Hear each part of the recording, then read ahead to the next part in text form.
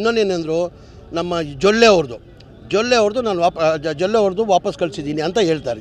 ಜೊಲ್ಲೆ ಅವ್ರದ್ದು ಕುಮಾರಸ್ವಾಮಿದು ಕ್ಲಾರಿಫಿಕೇಷನ್ ಕೇಳಿದ್ದೀನಿ ಅಂತಾರೆ. ಒಬ್ಬ ಲೋಕಾಯುಕ್ತ ಕಂಪ್ಲೇಂಟಿಗೆ ಪ್ರಾಸಿಕ್ಯೂಷನ್ ಕೊಡಲ್ಲ, ಕ್ಲಾರಿಫಿಕೇಷನ್ ಕೇಳ್ತೀನಿ ಅಂತಾರೆ. ಯಾರೋ ಪ್ರೈವೇಟ್ ಕಂಪ್ಲೇಂಟೆಂಟ್ ಅವನು 26ನೇ ತಾರೀಕು ಜುಲೈ ರಾತ್ರಿ ಕೊಡ್ತಾನೆ 6 ಗಂಟೆಗೆ 7 ಗಂಟೆಗೆ ಸಾಯಂಕಾಲ ನೋಟಿಸ್ ಸರ್ ಮಾಡಿ ಪ್ರಾಸಿಕ್ಯೂಷನ್ ಕೊಡ್ತಾರೆ. ಅಂದರೆ ಎಷ್ಟು ಮಟ್ಟಿಗೆ ಸರ್ ನನ್ನ ಅನಿಸಿಕೆ ಎಲ್ಲ ಒಂದು ಕಡೆ ರಾಜ್ಯಪಾಲರ ಕಚೇರಿ ಬಿಜೆಪಿ ಕಚೇರಿ ಆಗಿದೆ.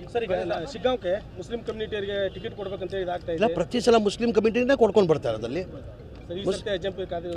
ಆಜಂಪೀರ್ ಖಾದ್ಯ ಅಂತ ಇಲ್ಲ, ಹೈಕಮಾಂಡ್ ನಾನು ತೀರ್ಮಾನ ಮಾಡೋಕ್ಕಾಗಲ್ಲ. ಆಜಂಪೀರ್ ಖಾದ್ರಿ ಅವ್ರು ಕೇಳ್ತಾರೆ, ಪಠಾನ್ ಅವ್ರು ಕೇಳ್ತಾರೆ, ಇನ್ನೂ 2-3 ಜನ ಕೇಳ್ತಾರೆ. ನಮ್ಮ ಪಕ್ಷ ಹೈಕಮಾಂಡ್ ತೀರ್ಮಾನ ಮಾಡ್ತಾರೆ. ಯಾರು ಅವ್ರು ಹೇಳಿದ್ದಾರೆ, ಯಾರಿದ್ರೂ ಕಾಂಗ್ರೆಸ್ ಪಕ್ಷದಲ್ಲಿ ನಾನೇ ಅಭ್ಯರ್ಥಿ ಇದ್ದಂಗೆ. ಅದು 100ಕ್ಕೆ 100 ಕುಮಾರಸ್ವಾಮಿ ಅವರು ಏನಾರ ಮಾಡ್ಕೊಳ್ಳಿ, ಆ ಸೀಟನ್ನು 100ಕ್ಕೆ 100 ಈ ಬಾರಿ ನಾವು ಗೆಲ್ತೀವಿ. ಕುಮಾರಸ್ವಾಮಿ ಅವರು ಪ್ರಾಸಿಕ್ಯೂಷನ್ಗೆ ಅನುಮತಿ ಕೊಟ್ಟಿದ್ದಾರೆ, ಅವರು ಕೇಂದ್ರ ಮಂತ್ರಿಯಿಂದ ಅವ್ರನ್ನ ಇಳಿಸಬೇಕನ್ನೋ ಒಂದು ಒತ್ತಾಯನೂ ಇದೆ ಸರ್. ಈಗ ಪ್ರಾಸಿಕ್ಯೂಷನ್ಗೆ ಏನೇನು ಲೋಕಾಯುಕ್ತ ಅವರು ಇವತ್ತು ನೀವು ಹೇಳ್ಬೋದು ಇದು ಆಗಿದ್ದರಿಂದ ನೀವು ಮಾಡಿದ್ದೀರಾ ಅಂತ ನಮ್ಮ ಮೇಲೆ ಆರೋಪ ಮಾಡ್ತಾರೆ. ಈ ಸರ್ಕಾರ ಈ ಸಿದ್ದರಾಮಯ್ಯಂಗೆ ಪ್ರಾಸಿಕ್ಯೂಷನ್ ಕೇಳಿದ ಕಾರಣಕ್ಕೆ ಇದು ನವಂಬರಲ್ಲಿ ಕಳಿಸಿರೋದು, 8 ತಿಂಗಳು ಹಿಂದೆ. ಇವತ್ತೇನಿಲ್ಲ, ಲೋಕಾಯುಕ್ತ ಅವ್ರು ನಾವು ಇಲ್ಲ, ಸರ್ಕಾರ ವತಿಯಿಂದ ಲೋಕಾಯುಕ್ತ ಅವ್ರು ಕೇಳಿರೋದು. ಪ್ರಾಸಿಕ್ಯೂಷನ್ಗೆ ಪರ್ಮಿಷನ್ ಲೋಕಾಯುಕ್ತ ಅವ್ರು ಕೇಳಿರೋದು.